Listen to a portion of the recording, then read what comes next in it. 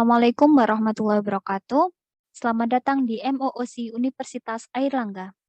Kita akan belajar mengenai regresi dan korelasi dalam statistik analisis multivariat yang akan berfokus pada langkah-langkah melakukan regresi linear berganda menggunakan software SPSS. Berikut adalah contoh kasus regresi linear berganda. Peneliti ingin menganalisis pengaruh variabel product quality, e-commerce, technical support, complaint resolution, advertising, product line, sales force image, competitive pricing, warranty and claims, packaging, order and billing, price flexibility, and delivery speed terhadap variabel satisfaction. Data diambil dari Habat yang terdiri dari 100 responden. Langkah-langkah yang dapat dilakukan untuk melakukan analisis regresi linear berganda menggunakan SPSS yaitu: pertama, merumuskan masalah. Apakah variabel product quality, e-commerce, technical support, complaint resolution, advertising, product line, sales force image, competitive pricing, warranty and claims, packaging, order and billing, price flexibility, and delivery speed berpengaruh terhadap variabel satisfaction? Yang kedua, membuat desain analisis regresi, yaitu menggunakan ukuran sampel terdiri atas 100 responden. Variabel yang diinput berjumlah 13 variabel dan diukur dengan skala data interval atau data metrik. Selanjutnya, membuat desain variabel dengan memilih submenu di bagian kiri bawah variabel view pada software SPSS. Selanjutnya, menginput data ke software SPSS sehingga akan muncul tampilan nilai-nilai dari setiap variabel. Kemudian melakukan olah data analisis regresi, yaitu dengan analyze regression linear. Kemudian melakukan pengisian variabel dengan variabel satisfaction pada kolom dependent dan memasukkan beberapa variabel independen pada kolom independen. Hal ini akan menggunakan metode enter untuk analisis regresi linear berganda. Kemudian untuk beberapa uji asumsi klasik, kita akan menggunakan pada software SPSS dengan memilih statistik, kemudian pilih pada regression coefficient, pilih estimate, kemudian pilih model fit, deskriptif, dan untuk menguji multikolinearitas, pilih collinearity diagnostik. Lalu untuk menguji adanya autokorelasi pada residual Durbit-Watson. Kemudian klik continue.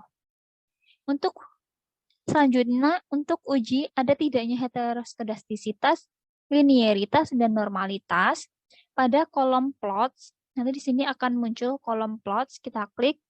Kemudian kita memasukkan variabel sRecit pada pilihan Y dan masukkan zRecit, zPret pada pilihan X.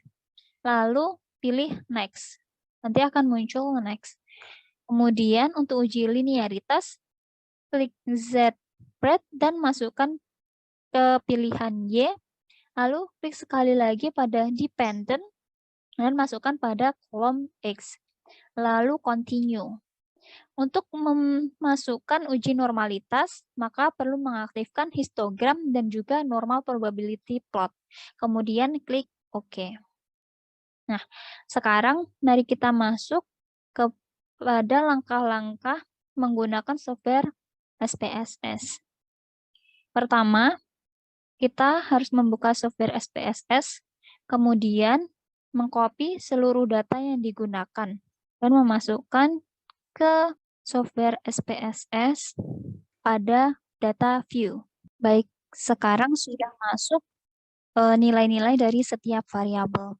Kemudian pada variabel view, karena kita akan menggunakan beberapa variabel independen, yaitu mulai dari product quality. Jadi di sini kita berikan label product quality,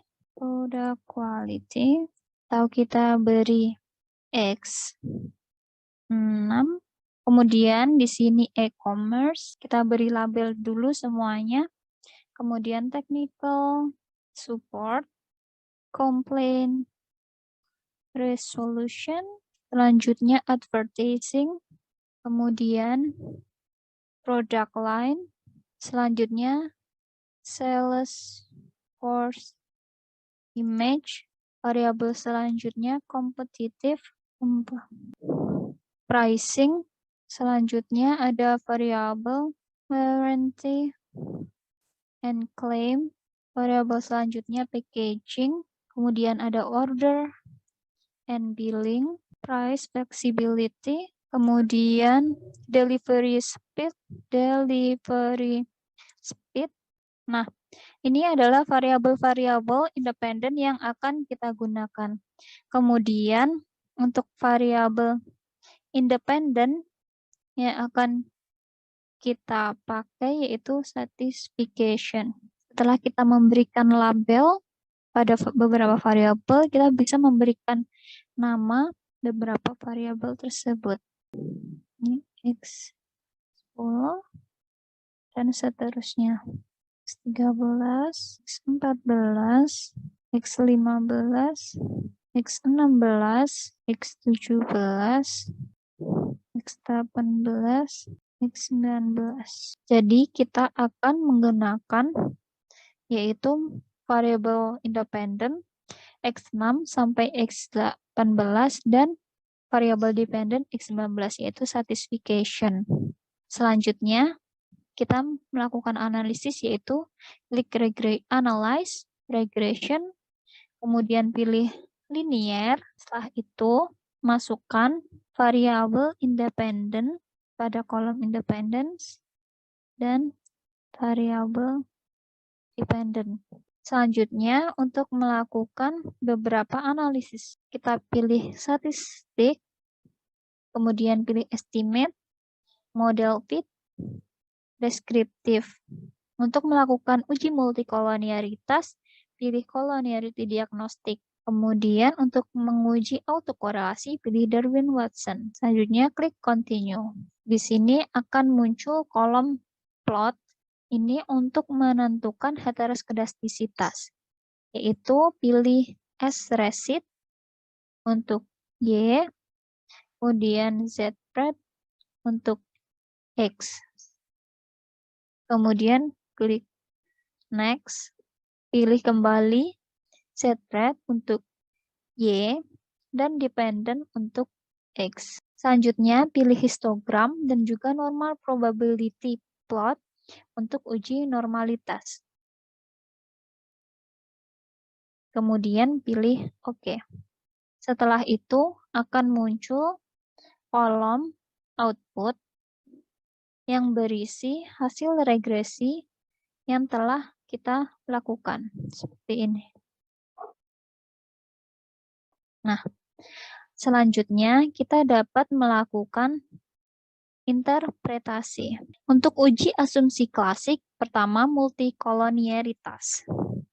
Berdasarkan tabel yang saya sajikan dari hasil regresi yang telah kita lakukan tadi, variabel product line atau X11, product line, price flexibility, X17, dan juga delivery speed, X18, memiliki tolerance kurang dari 0,1 dan memiliki nilai VIF lebih dari 10.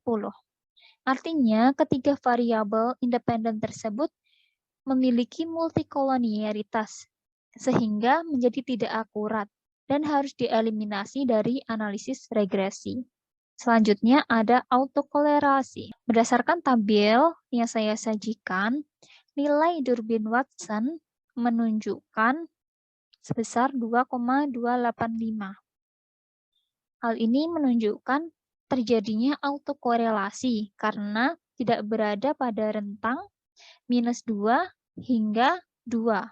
Di sini lebih dari 2. Kemudian untuk heteroskedastisitas dari gambar tersebut menunjukkan atau dari tabel scatter plot bahwa titik-titik data tidak membentuk pola tertentu atau terlihat menyebar seperti ini, tidak berkumpul, sehingga dapat disimpulkan tidak terjadi heteroskedastisitas atau terjadi homogenitas. Selanjutnya, normalitas. Berikut adalah histogram dan normal probability plot yang telah kita hasilkan dari analisis pada software SPSS. Berdasarkan gambar histogram, pola distribusi data berbentuk lonceng, tidak membentuk kemiringan baik ke kiri maupun ke kanan. Dan pada normal probability plot, titik-titik data mendekati garis distribusi normal, sehingga dapat disimpulkan bahwa data terdistribusi secara normal. Kemudian, linearitas. Berdasarkan hasil scatter plot, grafik scatter plot, titik-titik menyebar cenderung naik, sehingga dapat disimpulkan bahwa data bersifat linear. Selanjutnya, analisis hasil regresi dan kesesuaian model. Jika tadi telah membahas terkait uji asumsi klasik, sekarang kita akan membahas terkait hasil analisis regresi. Yang pertama yaitu uji T atau uji parsial. Berdasarkan tabel yang saya tampilkan di sini, menunjukkan bahwa variabel yang memiliki nilai signifikansi T kurang dari 5% adalah variabel product quality atau X6, e-commerce, X7, sales force image, yang mengartikan bahwa variabel berpengaruh signifikan terhadap satisfaction. Variabel-variabel tersebut yaitu product quality, e-commerce, dan sales force image. Sedangkan yang lainnya tidak. Kemudian dari hasil uji F atau uji simultan dari ANOVA menunjukkan bahwa nilai signifikansi F adalah 0,000 dan kurang dari 5%, yang menunjukkan secara simultan variabel independen berpengaruh signifikan terhadap variabel dependen, yaitu satisfaction. Selanjutnya, hasil dari determinasi R-square. Berdasarkan tabel, dapat dilihat bahwa nilai R-square sebesar 0,804 atau mendekati 1, yang artinya model regresi cukup baik atau bagus untuk dilakukan analisis. Kemudian, dari interpretasi hasil. Yang pertama, menghitung nilai korelasi variabel independen dengan variabel dependen. Sini menunjukkan korelasi beberapa variabel independen terhadap variabel dependen, yaitu X19 atau satisfaction. Ada yang berupa negatif maupun positif korelasinya. Kemudian memasukkan variabel complaint resolution X9 sebagai variabel pertama yang akan diinput dalam persamaan regresi. Karena variabel tersebut memiliki korelasi paling tinggi terhadap variabel satisfaction. Mari kita lihat X9. Nah, kemudian memasukkan variabel product quality X6 sebagai variabel kedua yang akan diinput dalam persamaan regresi. Karena pada exclude variabel tersebut memiliki bernilai signifikan dan memiliki korelasi tertinggi terhadap variabel satisfaction.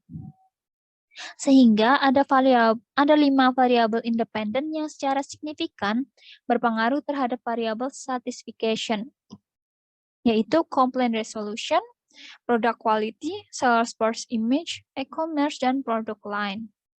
Sehingga model persamaan regresi dapat dituliskan yaitu X19 sebagai Y atau satisfaction sama dengan 0,319, yaitu nilai koefisien dari X9, plus 0,369 X6, koefisien dari X6, plus 0,775 X12, minus 0,417 X7, karena nilai koefisien dari X7 bernilai negatif. Kemudian plus 0,174 X1. Demikian adalah pembelajaran terkait regresi linier berganda menggunakan software SPSS. Semoga bermanfaat. Selamat mencoba. Wassalamualaikum warahmatullahi wabarakatuh.